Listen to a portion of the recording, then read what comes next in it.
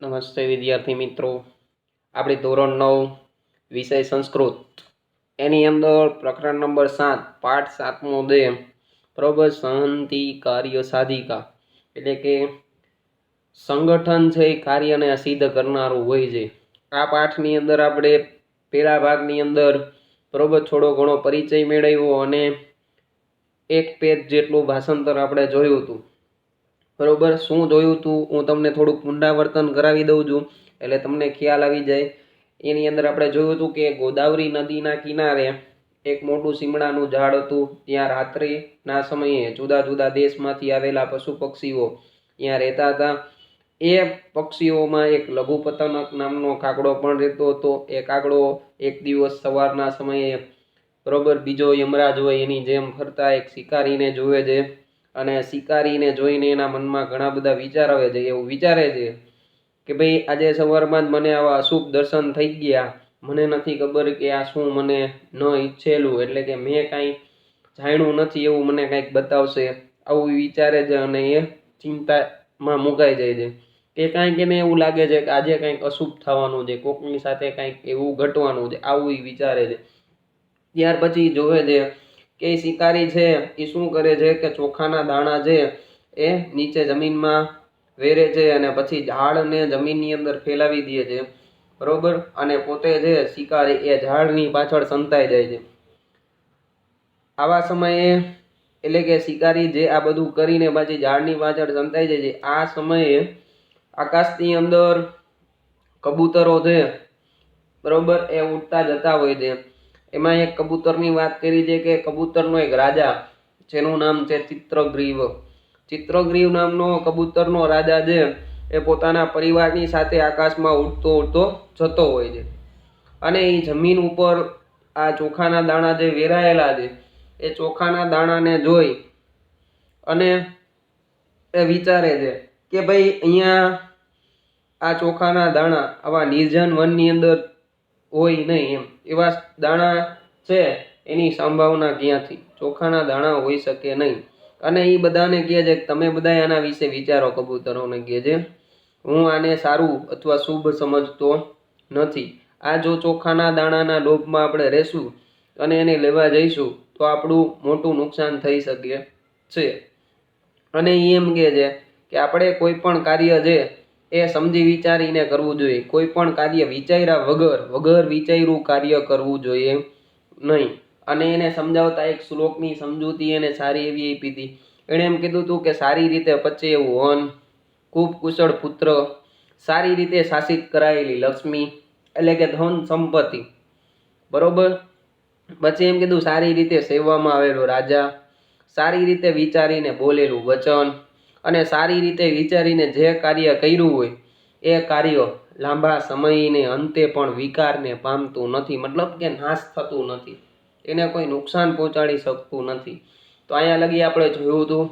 આજના લેક્ચરની અંદર આપણે ત્યાર પછી નો જે પેજ છે ત્યાંથી શરૂઆત કરવાનું છે. બીજા પેજ એટલે કે 25 નંબરના પેજ ઉપર તમારી ચોપડીની અંદર શું કીધું છે? એતદ્વિચનમ. એતદ્વિચનમ એટલે એતત વત્તા વચનમ એવું થાય. એની સંધિ છૂટી પાડો એટલે એતત વત્તા વચનમ. એતતનો મતલબ થાય મિત્રો આ અને વચનમ એટલે વચન. શ્રુત્વા એટલે સાંભળીને. કશ્ચિત કપોતઃ એટલે કોઈ એક કબૂતર. સદર્પમ વદત એટલે એની સંધિ છૂટી પાડો એટલે સદર્પમ વત્તા અવદત બરોબર. એટલે સદર્પમનો મતલબ શું થાય? સદર્પનો મતલબ થાય અભિમાન, અહંકાર અને અવદત એટલે કહેવું. એણે એમ કીધું છે અહીંયા એમ કીધું છે કે આ વચન સાંભળી કોઈ એક કબૂતરે અભિમાન સાથે કહ્યું, અહંકાર સાથે કહ્યું. શું? આ એટલે અરે. કિમેવ મુચ્યતે અહીંયા સંધિ છૂટી પાડો એટલે 3 શબ્દની સંધિ છૂટી પડે છે મિત્રો. કિમ વત્તા એવમ વત્તા ઉચ્યતે. કિમ એટલે શા માટે, શું કામ એમ. એવમ એટલે આવું, આમ. અને ઉચ્યતે એટલે કહો છો, બોલો છો એવું થાય. એનો મતલબ એમ થાય, અરે શા માટે આવું તમે કહો છો, એવું એણે કીધું. ત્યાર પછી એક શ્લોક આપ્યો છે આપને મિત્રો. શું કીધું છે શ્લોકમાં? તો કે વૃદ્ધાનમ વચનમ ગ્રાહ્યમ. વૃદ્ધાનમ એટલે વૃદ્ધોનું, વડીલોનું, વચનમ એટલે વચન, અને ગ્રાહ્યમ એટલે સ્વીકારવું જોઈએ. ક્યારે સ્વીકારવું જોઈએ? તો કે આપ્તકાલે વ્યુપસ્થિતે. અહીંયા સંધિ છૂટી પડે છે. આપ્તકાલે એ તો બરોબર છે. આપ્તકાલે એનો મતલબ થાય આપત્તિનો સમય, અને વ્યુપસ્થિતે એટલે કે પરિસ્થિતિ આવે ત્યારે. એટલે અહીંયા સંધિ શું છૂટી પડે? હિ વત્તા ઉપસ્થિતે એટલે ઉપસ્થિતે એનો મતલબ થાય આવી પડે ત્યારે, ઊભી થાય ત્યારે. એટલે એને એમ કીધું કે આપત્તિનો સમય જ્યારે આવી પડે ત્યારે વૃદ્ધોનું વચન સ્વીકારવું જોઈએ, અથવા તો વડીલોનું વચન આપણે સ્વીકારવું જોઈએ. બીજી લાઈનની અંદર આવીએ તો શું કીધું? સર્વત્રેવમ. તો અહીંયા સંધિ છૂટી પડે સર્વત્ર એટલે બધે, એવ એટલે છ, વિચારેણ એટલે વિચાર વડે, વિચાર કરતા, ભોજનેપ્ય પ્રવર્તનમ. જો મિત્રો તમને સંસ્કૃત વાંચતા ન આવડે તો આવી રીતના તમે 2-3 શબ્દના કટકા કરીને વાંચી શકો છો. ભોજનેપ્ય પછી પ્રવર્તનમ, એટલે આવી રીતના પ્રેક્ટિસ કરો એટલે પછી તમને આખું વાંચતા આવડી જાય જોડીને. ભોજનેપ્ય પ્રવર્તનમ એમ વાંચતા આવડી જાય. પણ પહેલા આવી રીતના જ વાંચવાનો પ્રયત્ન કરવાનો કે 2 શબ્દ અથવા 3 શબ્દનો એક પેર બનાવી લેવાની, જોડી બનાવવાની, ને પછી કટકો કરીને એને વાંચવાનો પ્રયત્ન કરવાનો. એટલે ભોજનેપ્ય પ્રવર્તનમનો મતલબ શું થાય? તો કે ભોજન કરી શકીએ નહીં, એટલે કે ભોજન પણ થઈ શકે નહીં એમ. એટલે એને એમ કીધું કે આવી રીતના બધું જ વિચારવા જાય તો આપણે ભોજન પણ કરી શકીએ નહીં, અથવા ભોજન પણ થઈ શકે નહીં. એટલે શું કહે છે આપણે પહેલેથી જોઈએ કે આ વચન સાંભળી એક કબૂતરે અભિમાન સાથે કહ્યું, અરે શા માટે આવું બોલો છો, અથવા શા માટે આવું કહો છો? આપત્તિનો સમય આવે ત્યારે આપણે વૃદ્ધોનું વચન સ્વીકારવું જોઈએ, અને વળી બધો જ વિચાર કરવા જઈએ તો ભોજન પણ થઈ શકે નહીં, આવું એણે કીધું. ત્યાર પછી શું છે? તો કે ઉક્તમ. ઉક્તમનો મતલબ બોલાયેલું છે અથવા કહેવાયેલું છે. ચો એટલે અને. એમ કે છે અને કહેવાયું છે. શું? તો કે શંકાભી. શંકાભી.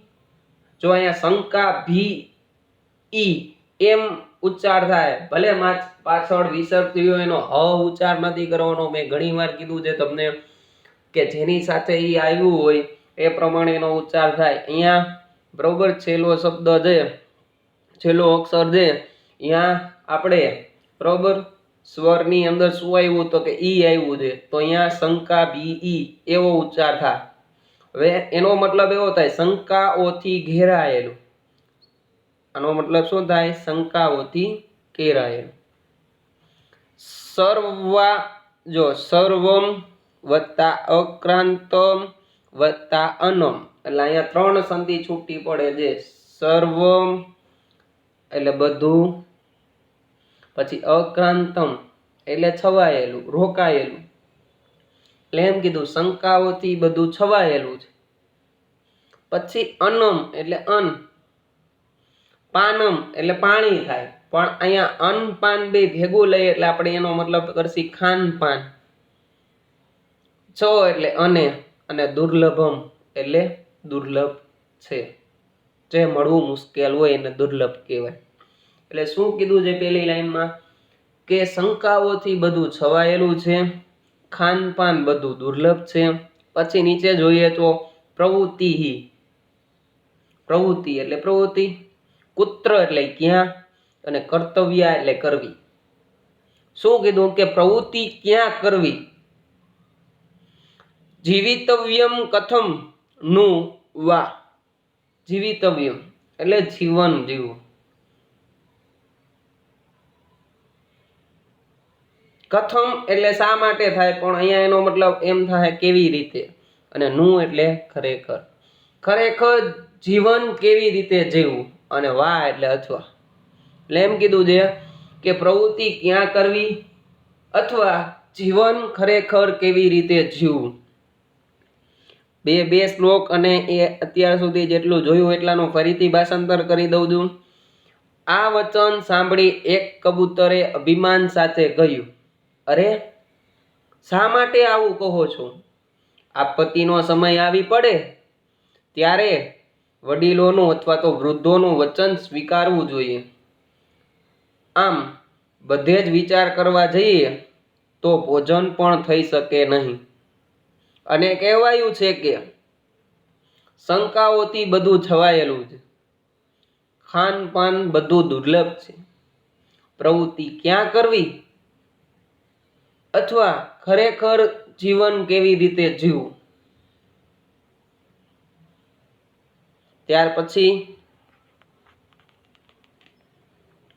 તસ્ય એટલે તેનું, તદવચનમ એટલે તે વચન, શ્રુત્વા એટલે સાંભળીને, સર્વેણ એટલે બધા, કપોતાહા એટલે કબૂતરો, તત્ર એટલે ત્યાં, ઝાલે એટલે ઝાડ પર, અને ઉપાવિશનો એટલે બેઠા.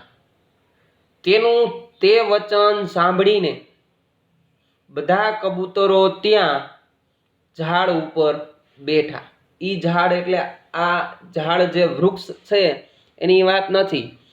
શિકારીએ જે ઝાડ પાથરી હતી એ ઝાડની વાત કરી છે અહીંયા. અનંતરમ એનો મતલબ થાય ત્યાર પછી, ત્યાર બાદ. તે સર્વે એટલે તે બધા, ઝાલે ને બધા, અભવન એટલે ઝાડથી બંધાઈ ગયા.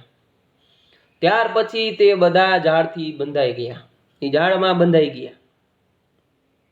ત્યાર પછી જોઈએ આપણે આગળ, અથો એટલે હવે, ઝાલ બધા એટલે ઝાડથી બંધાયેલા, તે એટલે તે બધા, યસ્ય વચનમ એટલે જેના કહેવાથી અથવા જેના વચનથી, તત્ર એટલે ત્યાં, અને સંપતન એટલે ત્યાં પડ્યા. તસ્ય કપોતસ્ય તિરસ્કારમ કુર્વંતી સ્મ.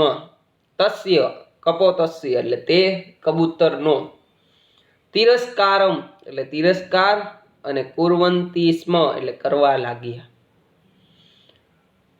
હવે ઝાડથી બંધાયેલા તે બધા જેના કહેવાથી ત્યાં પડ્યા હતા તે કબૂતરનો તિરસ્કાર કરવા લાગ્યા. એટલે જે કબૂતરે અભિમાન સાથે આવું બધું કીધું હતું અને એની વાત સાંભળી, અને આ બધા જ કબૂતર અહીંયા નીચે જમીન ઉપર આવ્યા, તો ઝાડ ઉપર બેઠા અને ઝાડમાં ફસાઈ ગયા એટલે બધા અંદરો અંદર એને કેવા લાગ્યા, એનો તિરસ્કાર કરવા લાગ્યા કે ભાઈ તારા લીધે અમે બધા અહીંયા આવ્યા, અને તારા લીધે અમે અહીંયા હલવાઈ ગયા, બરોબર. આવું બધું એને કેવા લાગ્યા. તસ્ય એટલે તે, તિરસ્કારમ એટલે તિરસ્કાર, તસ્ય એટલે તેનો, અને તિરસ્કારમ એટલે તિરસ્કાર, શ્રુત્વા એટલે સાંભળીને, ચિત્રગ્રીવ એટલે ચિત્રગ્રીવ, અવદત એટલે કહ્યું અથવા બોલ્યો. તેનો તિરસ્કાર સાંભળીને ચિત્રગ્રીવ બોલ્યો અથવા ચિત્રગ્રીવે કહ્યું. શું કીધું? તો વિપ્તકાલે, વિપ્તકાલ એટલે આપત્તિનો સમય, વહાં તો આપ્તકાલે, અહીંયા તો વિપ્તકાલે. બે એકબીજાના સમાનાર્થી શબ્દ છે. ત્યાર પછી શું કીધું? વિસ્મય, વિસ્મય એટલે વિસ્મય, નવાઈ પામવી, આશ્ચર્ય લાગવું એમ. એવ એટલે જ, કા પુરુષ લક્ષણમ, કા પુરુષ નો મતલબ થાય કાયર પુરુષ, અને લક્ષણમ એટલે લક્ષણ. એણે એમ કીધું કે વિપત્તિના સમયે જેને નવાઈ લાગે અથવા જે વિસ્મય પામે એ વ્યક્તિ જે ઈ કાયર કહેવાય. ઈ એમ કહેવા માંગે છે કે જ્યારે આપત્તિ અથવા વિપત્તિ આવી પડે ત્યારે આપણે એમાં નવાઈ લાગે, આપણે વિસ્મય પામી જાય, તો આપણે કાયર માણસ છે એમ કીધું છે. એટલે આખું વાક્ય છે એનું ગુજરાતી કંઈક આવું થાય કે વિપત્તિના સમયે વિસ્મય જ કાયર માણસનું લક્ષણ છે. ત્યાર પછી તદત્ર, ન્યાય સંધિ છૂટી પાડીએ તો એવી થાય તત વત્તા અત્ર. તત એટલે તો, ને અત્ર એટલે અહીં. ધૈર્યમ, ધૈર્ય. પછી અવલંબ્ય, ધૈર્યમ એટલે ધીરજ, અને અવલંબ્ય એટલે ધારણ કરીને અથવા ધીરજ ધરીને. ઇદાનીમેવમ, ઇદાનીમેમ, ઇદાનીમ એટલે અત્યારે, એવમ એટલે આમ, અને ક્રિયતામ એટલે કરો. શું કહે છે? તો ધીરજ, અહીંયા ધીરજ ધરીને અત્યારે આમ કરો. સર્વે, સર્વે એટલે બધા. એક ચિતિભૂય, એક ચિતિભૂયનો મતલબ થાય એક મનવાળા થઈને, એક મનવાળા બનીને. ઝાલામાદાય, ઝાલમ વત્તા આદાય, ઝાલ એટલે ઝાડ અને આદાય એટલે લઈને. શું કીધું? ઝાડને લઈને. ઉડ્ડીય, ઉડ્ડીયતામ એટલે ઉડી જાઓ. શું કહે છે? કે બધા એક મનવાળા થઈને ઝાડને લઈને ઉડી જાઓ. એટલે એમ કહે કે હવે કાંઈ કોઈ એકાબીજાને કોઈ કાંઈ કહેવાનું નથી. બધાય સંપી હળીમળી એક મનવાળા થઈ જાય અને આ ઝાડને લઈને આપણે ઉડી જાય. યત, કેમ કે શું કહે છે? અલ્પા નામ અપી, અહીંયા જો અલ્પા નામ અને અપી, પછી શું કીધું? વસ્તુ નામ. અલ્પ એટલે નાનું થાય, પણ અહીંયા અલ્પા નામનો મતલબ થાય નાની નાની, અને વસ્તુ નામ એટલે વસ્તુઓ, અને અપી એટલે પણ. અને એમ કીધું કે નાની નાની વસ્તુઓનું પણ, ને સહંતિહી એટલે સંગઠન, એકતા.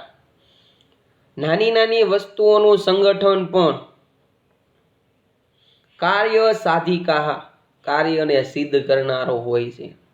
તો આપણા પાઠનું મુખ્ય મકસદ અહીંયા જે છે એ અહીંયા કીધેલું છે. શું કીધું છે? કે નાની નાની વસ્તુઓનું સંગઠન પણ કાર્યને સિદ્ધ કરનારું હોય છે. તમને મિત્રો યાદ હોય તો તમે નાના હતા ત્યારે આગળના ધોરણમાં તમે ઘણી બધી વાર્તા સમજ્યા હતા, બરોબર?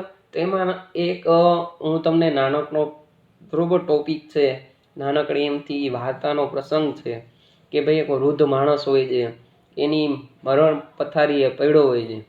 ત્યારે એના 4 પુત્રોને બોલાવે છે અને એને કહે છે કે ભાઈ હું તમને જે વસ્તુ આપું એ મને કરીને બતાવો. એટલે એને શું આપે છે કે દરેક પુત્રને એક એક લાકડી આપે છે. 4 બળવાન હોય છે, એક એક લાકડી તો એ તોડી નાખે છે. પછી એ વૃદ્ધ માણસ 4 લાકડી આપે છે અને દરેકને કહે છે કે ભાઈ તમે આ 4 જો એ દરેકે દરેક આ 4 લાકડીને તોડીને બતાવો. પણ એક લાકડી છે એ સરળતાથી તોડી શકે છે, પણ એક વ્યક્તિ 4 લાકડી ન તોડી શકે. એટલે પ્રયત્ન 4 પુત્રો કરે છે, એનાથી 4 લાકડી તૂટતી નથી. તો ત્યાં પણ એ જે વૃદ્ધ માણસ છે એના પુત્રોને એમ કહે છે કે ભાઈ હવે તો હું મરણ પથારીએ છું, મારી અહીંયા જિંદગી પૂરી થઈ ગઈ છે, બરોબર? તો તમે 4 ભાઈઓ આ જેમ તમે એક હોય તો તમને બધાને બરોબર કોઈક ને કોઈક નુકસાન પહોંચાડી શકે. તો આ 4 લાકડીનો જે બાંધો બનાવ્યો, જે આ ભથ્થો બનાવ્યો, એની જેમ તમે એક થઈને રહ્યો, બરોબર? તો અહીંયા પણ એવો જ બોધ સમજાવે છે. એવો જ બોધ અહીંયા પણ આ કબૂતરનો રાજા આપને કહે છે કે ભાઈ નાની નાની વસ્તુઓ ભેગી થાય અને એનું સંગઠન જે બને છે એ કોઈ પણ કાર્યને સિદ્ધ કરનારું હોય છે. એટલે આપણે હંમેશા બરોબર એકતા હોવી જોઈએ આપણી અંદર. એક મનવાળા થઈને હંમેશા આપણે હળીમળીને રહેવું જોઈએ, એવું અહીંયા કીધેલું છે. ત્યાર પછી વાત કરીએ આગળ, બરોબર? તો એમ કીધું છે ત્રણે ગુણત્વ માપને. હવે અહીંયા સંધિ છૂટી પાડવો એટલે ઘણી મોટી સંધિ થાય છે, પણ આખાનો મતલબ લેવા જઈએ તો શું થાય? તો એની વાત કરીએ તો એનો મતલબ થાય દોરડું બનેલા તણખલાઓથી. દોરડું બનેલા તણખલા એટલે જે આપણે દોરડું બનાવવાનું જે હોય બરોબર, એ કેનું બને તો બરોબર આપણે ખબર છે કે રૂ હોય, કપાસ હોય, એમાંથી રૂ નીકળે, પછી એના તાર કાતી અને બરોબર એના જે તણખા છે એમાંથી આખું એક દોરડું બને છે. એ દોરડાની વાત કરીએ. એનાથી શું થાય તો કે બધ્યંતે એટલે બંધાય છે. કોણ તો કે મદન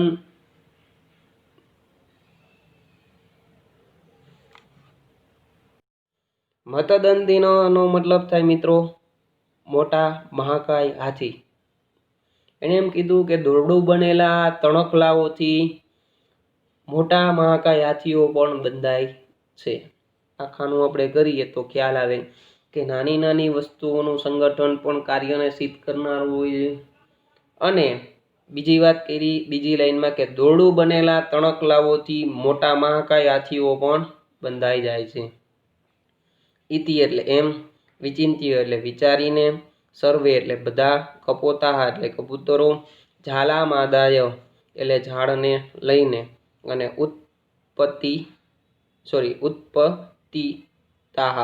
એટલે ઉડી ગયા. તત એટલે પછી, સ એટલે તે, વ્યાધઃ એટલે શિકારી બહારથી, તાન એટલે તે, ઝાલા પહારકાન એટલે ઝાડને લઈને જનારા, અવલોક્ય એટલે જોઈને, પશ્ચાત ધાવંતી એટલે પાછળ દોડવું. બરોબર એટલે શું છે કે પછી તે શિકારી તે ઝાડને લઈ જનારાઓને જોઈને તેની પાછળ દોડ્યું. પરંતુ તાન એટલે તેઓ, સુદૂરત એટલે ખૂબ દૂર, ગતાન દૃષ્ટવા એટલે જતા જોઈને અથવા ગયેલા જોઈને, વ્યાધો એટલે શિકારી, અને પ્રતિનિવૃત્ત એટલે પાછો વળ્યો. પરંતુ તેઓને ખૂબ દૂર જતા જોઈને તે શિકારી પાછો વળ્યો. લુબ્ધકમ એટલે શિકારી થાય. નિવૃત્ત દૃષ્ટવા પાછો ફરેલો જોઈને. ચિત્રગ્રીવ અવદત એટલે બોલ્યું. શિકારીને પાછો ફરતા જોઈને ચિત્રગ્રીવ બોલ્યો, અથવા શિકારીને પાછો જતા જોઈને ચિત્રગ્રીવે કહ્યું. હિરણ્યક નામકસ્ય મમ મિત્રસ્ય એટલે હિરણ્યક નામનો મારો મિત્ર. શું નામ એનું હતું? હિરણ્યક. મુષકરાજસ્ય મુષકરાજ એટલે જે ઉંદર હોય એનો રાજા હોય એને મૂષક કહેવાય. એટલે મૂષકરાજની, સમીપે એટલે પાસે, વયમ એટલે આપણે, ગચ્છામ એટલે જઈએ. એણે એમ કીધું કે આપણે હિરણ્યક નામના મારા મિત્ર મૂષકરાજની પાસે જઈએ. સહ એટલે તે, અસ્માન એટલે આપણને, બંધાત મુક્તાન કરિષ્યંતિ બંધનોમાંથી મુક્ત કરશે. તે આપણને બધાને બંધનમાંથી મુક્ત કરશે. તત એટલે પછી, તે એટલે તે બધા, મૂષકરાજસ્ય સમીપમ અગચ્છન એટલે મૂષકરાજની પાસે ગયા. ચિત્રગ્રીવસ્ય મિત્રેણ મૂષકરાજેન એટલે ચિત્રગ્રીવનો મિત્ર મૂષકરાજ, એને મૂષકરાજે શું કર્યું? સ્વકીયેહ બરોબર, સ્વકીય એટલે પોતાના, તીક્ષ્ણેહ એટલે તીક્ષ્ણ, દંતેહ એટલે દાંતો વડે. ચિત્રગ્રીવના મિત્ર મૂષકરાજે પોતાના તીક્ષ્ણ દાંતો વડે સર્વેષામ એટલે બધાના, બંધનાની છિન્નાની એટલે બધાના બંધનો કાપ્યા. ચિત્રગ્રીવોપી એટલે ચિત્રગ્રીવ પણ, હિરણ્યકસ્ય આભારમ મત્વા એટલે હિરણ્યકનો આભાર માનીને, સપરિવારો એટલે પરિવારની સાથે, યથેષ્ઠ દેશાન એટલે પોતાના મનપસંદ સ્થળ, અને સમગચ્છત એટલે જતો રહ્યો. ચિત્રગૃહ પર હિરણ્યકનો આભાર માનીને પોતાના પરિવારની સાથે મન ચાહેલા સ્થળે અથવા પસંદગીના સ્થળે જતો રહ્યો. ફરીથી આખાનું એકવાર ભાષાંતર કરી દઉં છું. અહીંયા આ પાઠ પૂરો થઈ જાય છે. આપણે જોઈ લઈ. આ વચન સાંભળીને એક કબૂતરે અભિમાન સાથે કહ્યું, અરે, આવું શા માટે કહો છો? આપત્તિનો સમય આવી પડે ત્યારે વૃદ્ધોનું વચન સ્વીકારવું જોઈએ. બધી જ રીતે વિચાર કરતા ભોજન પણ થઈ શકે નહીં. અને કહેવાયું છે, શંકાઓથી બધું છવાયેલું છે, ખાનપાન બધું દુર્લભ છે, પ્રવૃત્તિ ક્યાં કરવી અને ખરેખર જીવન કેવી રીતે જીવવું? તેનું આ વચન સાંભળી બધા કબૂતરો ત્યાં ઝાડ ઉપર બેઠા. પછી તે બધા કબૂતરો ઝાડથી બંધાઈ ગયા. હવે ઝાડથી બંધાયેલા તે બધા કબૂતરો જેના કહેવાથી ત્યાં પડ્યા હતા તે કબૂતરનો તિરસ્કાર કરવા લાગ્યા. તેનો તિરસ્કાર સાંભળીને ચિત્રગ્રીવે કહ્યું, આપત્તિના સમયે વિસ્મય જ કાયર માણસનું લક્ષણ છે. તો અહીંયા બધા ધીરજ ધરી અને અત્યારે આમ કરો. બધા એકમનવાળા થઈને ઝાડને લઈને ઉડી જાઓ. કેમ કે નાની નાની વસ્તુઓનું સંગઠન પણ કાર્યને સિદ્ધ કરનારું હોય છે. દોરડું બનેલા તણખલાઓથી મોટા મહાકાય હાથીઓ પણ બંધાય છે. આમ વિચારીને બધા કબૂતરો ઝાડને લઈને ઉડી ગયા. પછી તે શિકારી ઝાડને લઈને જનારા તે બધાને જોઈને પાછળ દોડ્યો. પરંતુ તેમને બહુ દૂર ગયેલા જોઈને શિકારી પાછો વળ્યો. શિકારીને પાછો ફરેલો જોઈને ચિત્રગ્રીવે કહ્યું, મારા મિત્ર હિરણ્યક નામના મૂષકરાજની પાસે આપણે જઈએ. તે આપણને બધાને બંધનમાંથી મુક્ત કરશે. પછી તે બધા મૂષકરાજની પાસે ગયા. ચિત્રગ્રીવના મિત્ર મૂષકરાજે પોતાના તીક્ષ્ણ દાંતો વડે બધાના બંધનોને કાપ્યા. ચિત્રગ્રીવ પણ હિરણ્યકનો આભાર માનીને પોતાના પરિવાર સાથે મન ચાહેલા સ્થળે જતો રહ્યો. તો મિત્રો, આ પાઠ અહીંયા પૂરો થઈ જાય છે. આ પાઠ ઉપરથી આપને એટલો બોધ મળે છે કે હંમેશા આપણે એકજૂટવાળા થઈને, એકમનવાળા થઈ એકબીજા સાથે હળી મળીને રહેવું જોઈએ. એટલે કે અહીંયા એકતાની વાત કરેલી છે. એકતા આપણી અંદર હોવી જોઈએ, સંગઠન હોવું જોઈએ. એટલે સંગઠન જે છે એ કોઈ પણ કાર્યને સિદ્ધ કરી શકે છે. અહીંયા લગી રાખશી. બરોબર. વધુ એટલે કે હવે પછીનું જે કાંઈ પાઠ છે એ આપણે આવતા લેક્ચરમાં સમજશી. નમસ્તે.